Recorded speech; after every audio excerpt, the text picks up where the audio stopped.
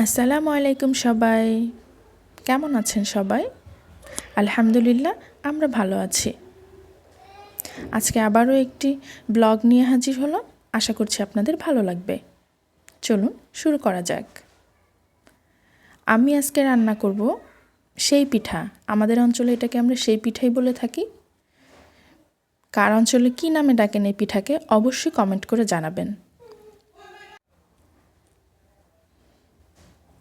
সেই পিঠা রান্নার জন্য আমি এখানে দুধটাকে ভালোভাবে ফুটিয়ে নিয়েছি।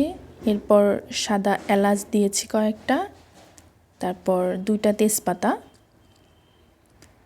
এরপর আরেকটু ফুটিয়ে নিয়ে দিয়ে দিচ্ছি চিনি।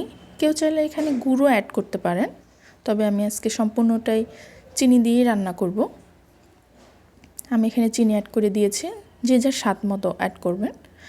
আমরা মিষ্টি খাবারে একটু লবণও দিয়ে থাকি, আমি অ্যাড করে দিয়েছি অলরেডি। তারপর দুধটা আবারও একটু ফুটে আসলে দিয়ে দিচ্ছি নারিকেলটাকে আমি এরকম ছোট ছোট টুকরা করেই কেটে দিব।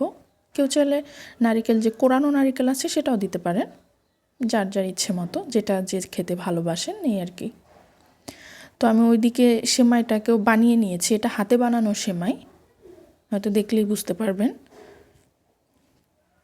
সবাই এরকম পিঠা খান, কিন্তু কে কী নামে ডাকেন সেটা আমি জানি না। আমরা সেই পিঠা নামেই চিনি এটাকে, হাতে বানানো সেমাই। এরপর আমি দুধটাকে আরও ভালো করে ফুটিয়ে নেব।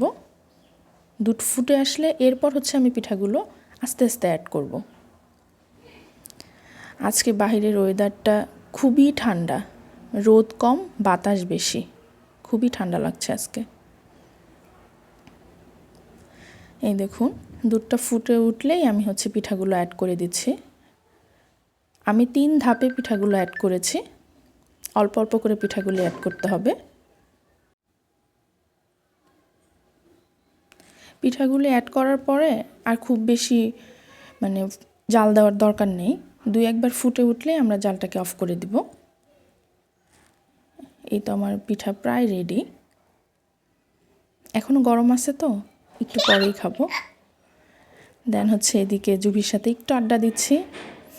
জুবির দুষ্টামি দেখছি আর কি। পাকনা বুড়ি।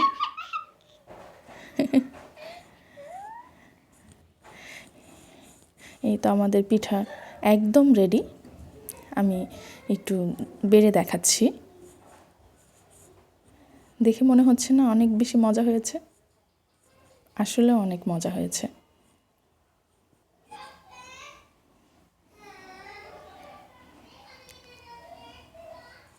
আশা করছি সবার ভালো লাগছে। ভালো লাগলে অবশ্যই পাশে থাকবেন।